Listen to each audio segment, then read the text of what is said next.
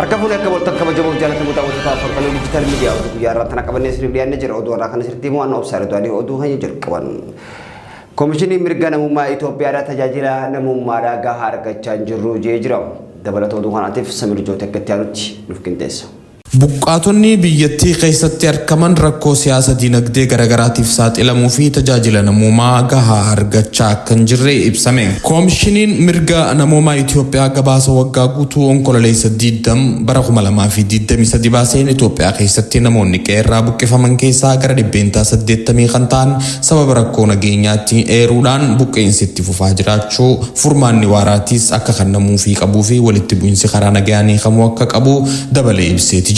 Komishiniin mirga namummaa Itoophiyaa qorannoo naannolee Oromiyaa, Affaar, Beenishaangul Gumuzii fi Kibba Itoophiyaa akkasumatti illee jiddu galeessaa fi Sumaalee keessatti taasiseen baqattoota 368 ol ta'an mooraa baqattootaa 60 ol daawwachuudhaan gabaasa kana qindeessuun ibseeti jira.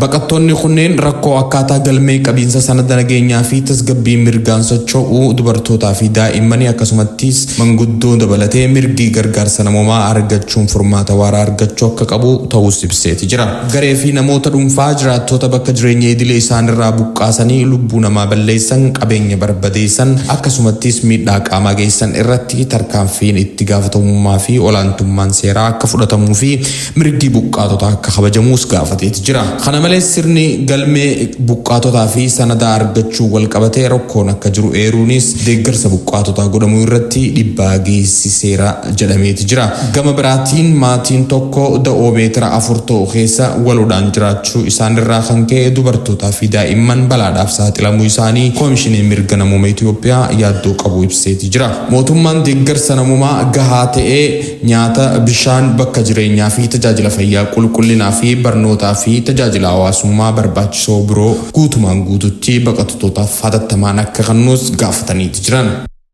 Oduu keenyatti aanutti yeroo isin tarkaanfachiisu uummanni rakkoo nageenyaatii fi balaa uumamaatiin qe'ee isaa irraa buqqaafamaniin akkasumatti illee gargaarsa hatattamaa kan barbaachisu ta'uu dhaabbanni tola ooltummaadhaan ibsaati jira. Uummanni naannoo Oromiyaa sababoota rakkoo nageenyaatii fi weerara dhibeetiin rakkina keessa jiran gargaarsa hatattamaa kan barbaadu ta'uu dhaabbilee misoomaa faawundeeshinii misooma biiftuutii fi dhaabbata tola ooltummaa harmeetii fi dhaabbata tola ooltummaa CDCB jaaman ibsaniiti jiran. Akka biiroo fayyaa Oromiyaa waabeeffachuudhaan dhaabbanni FMB ibsetti naannoo Oromiyaatti godinaalee 16 fi magaalota 7 fi aanawwan 117 keessatti bara 2023 keessa weerarri buusaa mudachuu gabaaseti jira.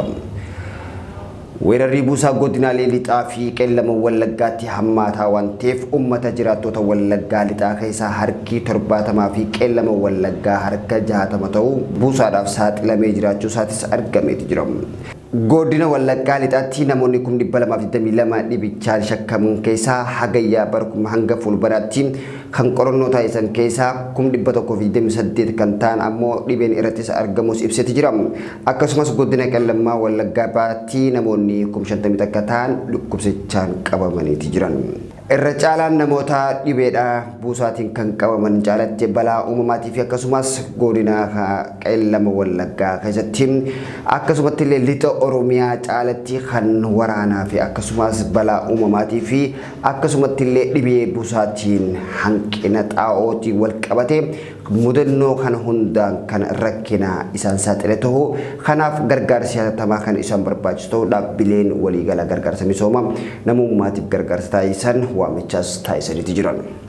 Oduu keenya gara biyya alaatti yeroo isin tarkaanfachiisu Aljeeriyaatti namoonni 38 ragaa sobaatiin nama tokko irratti bahuudhaan ajjechaa suukanneessaa adabbii du'aa irrattis murtaa'uun isaatis dhaga'ameeti jira.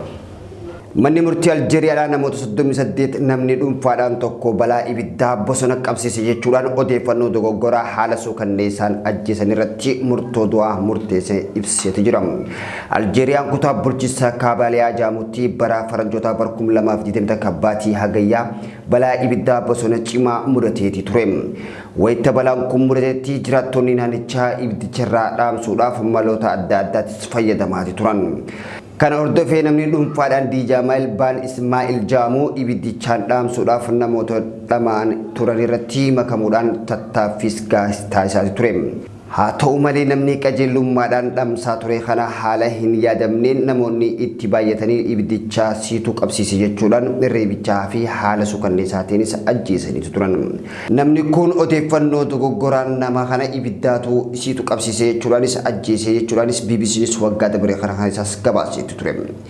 Nama dhuunfaa kanaan ragaa sobaa irratti bahamee lubbuu isaa dabre kanaas manni murtichaatis namoota 38 irrattis murtoo dabarseeti jira. Shakkamtoonni keessaa namoota 38 murtoo du'aa kan adaban yeroo ta'an dabalataan shakkamtoonni biroo dhimmichaa shakkaman 29 hidhaa waggaa 3 hanga 20 irrattis murteessuun isaatis ibsameeti jira.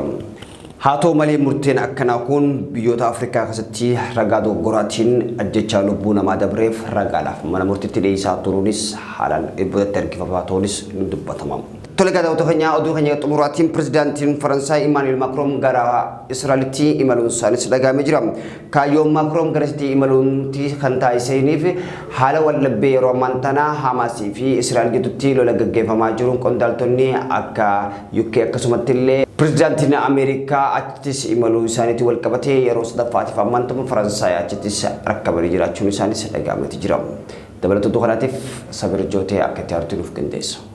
Pirezidaantiin Faransaay Emmanuel Macron gama Israa'elitti deemuun isaanii dhagahame. Macron garasitti kan imalaniif guyyaa har'aa ministeera muummee Israa'el Benjamin Netanyahu wajjin wal arguudhaaf kaayyoon daawwannichaas Faransaay deeggarsa Israa'eliif qabdu agarsiisuudhaan namoota hanga ammaatti Hamaasiin qabamanii turan gadhiisuu keessatti tumsuuf akkasumattis walitti bu'iinsi amma jiru kun akka daran hin hammaanne gochuu fi akka ta'e gorsaan pirezidaantichaa Rooyitersitti himaniiti jiru. Kaayyoon daawwannichaatis Faransaay deeggarsa Israa'eliif qabdu agarsiisuudhaan namoota hanga ammaatti Hamaasiin qabamanii turan gadhiisuu keessatti tumsuu fi akkasumattis walitti bu'iinsa amma jiru kana akka daran hin hammaanne gochuu akka ta'e gorsaan pirezidaantichaa Rooyitersitti himaniiti jiru. Macron pirezidaantii Israa'el Yisaak Herzog akkasumas paartii mormitoota irraa moodiristoota kan ta'an Beeni Gaanzaavii fi Yaa'ir Laappaad waliin wal argu ja'ameetis jira. Torbaan lama dura erga walitti bu'iinsi baha jiddu galeessaa dhalatee dureewwan biyyoota lixa Israa'el daawwachuutti fufaniiti jiru. Kanaan dura pirezidaantiin United States of America